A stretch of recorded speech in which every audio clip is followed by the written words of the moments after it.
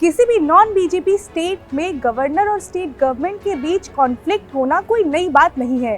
फिर चाहे वो दिल्ली हो या केरल, तमिलनाडु हो या पुडुचेरी, महाराष्ट्र हो या West Bengal, non BJP state government और गवर्नर के बीच हमेशा 36 का आंकड़ा देखने को मिलता है और फिलहाल ये केरल और तमिलनाडु में कुछ ज्यादा ही दिख रहा है। तो क्या है ये पूरा मामला और इसके साथ ही कब कब और किन राज्यों में सरकार और राज्यपाल के बीच ऐसा विवाद देखने को मिला है, बात करेंगे इन सब पर। नमस्कार, मेरा नाम स्वर्ण और आप देख रहे हैं अनकट।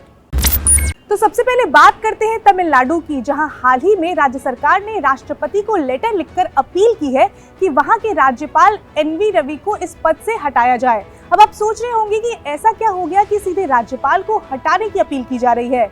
तो डीएमके सरकार का कहना है कि तमिलनाडु के राज्यपाल वहां की शांति के लिए खतरा है। इतना बड़ा एलिगेशन डीएमके ने राज्यपाल के पुराने बयानों के आधार पर लगाया है।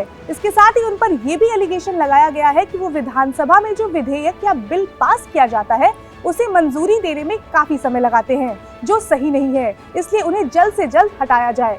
सबसे इंटरेस्टिंग बात ये है कि इसमें डीएमके अकेली नहीं है, बल्कि कांग्रेस के साथ कई और सहयोगी दलों ने भी उनका साथ दिया है और उन्होंने भी इस पर अपनी सहमति जताई है। ये तो बात रही तमिलनाडु की। अब बात करते हैं केरल की, जहां अभी कुछ दिनों से राज्यपाल केरल सरकार से काफी गुस्से में है। दोनों के बीच की तनातनी इतनी बढ़ गई है कि मामला जो है वो कोर्ट तक जा पहुंचा, लेकिन उससे भी कोई सोल्यूशन नहीं निकला है। अब आप सोच रहे होंगे कि ये पूरा मामला है क्या। तो दरअसल कुछ दिन पहले केरल के राज्यपाल आरिफ मोहम्मद खान ने 9 यूनिवर्सिटीज के वाइस चांसलर को रिजाइन देने को कहा था, लेकिन स्टेट गवर्नमेंट और वाइस चांसलर्स दोनों ने ही राज्यपाल की बात नहीं मानी। इनके बीच का विवाद इतना बढ़ गया कि मामला जो है वो कोर्ट तक जा पहुंचा।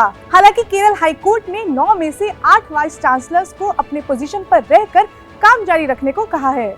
लेकिन केरल में बस यही मामला नहीं था। ये मामला तो शांत भी नहीं हुआ था कि केरल के गवर्नर ने सीएम पी विजयन से वहां के फाइनेंस मिनिस्टर को कैबिनेट से हटाने की बात कह दी। मीडिया रिपोर्ट की माने तो राज्यपाल ने फाइनेंस मिनिस्टर बाल गोपाल पर आरोप लगाया कि वो भारत की एकता को कमजोर करने की कोशिश कर रहे हैं। बस फिर क्या था, इसको लेकर जो स्टेट वर्सेस राज्यपाल के बीच जो विवाद था वो और बढ़ता चला गया। तो ये सब तो रिसेंट के मामले हो गए। अब थोड़ा पहले ऐसा कब हुआ है ये भी जान लेते हैं। तो जब भी स्टेट वर्सेस गवर्नर के बीच विवाद की बात आती है तो सबसे पहले दिमाग में दिल्ली की तस्वीर आती है, क्योंकि पिछले 6-7 सालों में दिल्ली में ये सबसे ज्यादा देखने को मिला है। फिर चाहे वो बात दिल्ली सरकार वर्सेस पूर्व उपराज्यपाल नजीब जंग की हो या फिर दिल्ली सरकार वर्सेस नए उपराज्यपाल विनय कुमार सक्सेना की, समय समय पर इनके बीच का विवाद चर्चा का केंद्र बन ही जाता है।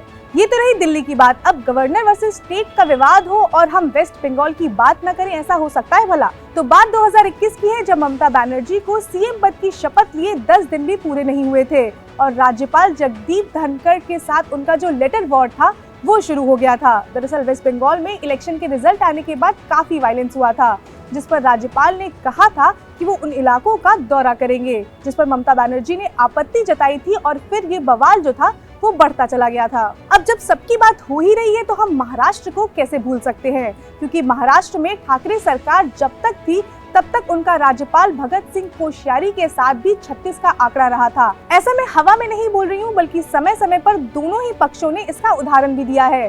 फिर चाहे राज्यपाल कोश्यारी का महाराष्ट्र में धार्मिक स्थल फिर से खुलवाने को लेकर विवाद हो या फिर उद्धव सरकार द्वारा राज्यपाल कोश्यारी पर ये आरोप कि वो महाराष्ट्र में हिंदुओं के बीच ही बंटवारे करने की कोशिश कर रहे हैं, ये सब चर्चा का केंद्र बना रहा और इनके बीच पूरे कार्यकाल में तनातनी जो थी वो देखने को मिली। तो नॉन बीजेपी स्टेट और गवर्नर के बीच जो लड़ाई चलती आ रही है उसमें कुछ नया नहीं है, लेकिन अब केरल और तमिलनाडु पर इस विवाद का क्या असर पड़ता है, इसके साथ ही इस विवाद में जीत किसकी होगी ये देखना दिलचस्प होगा।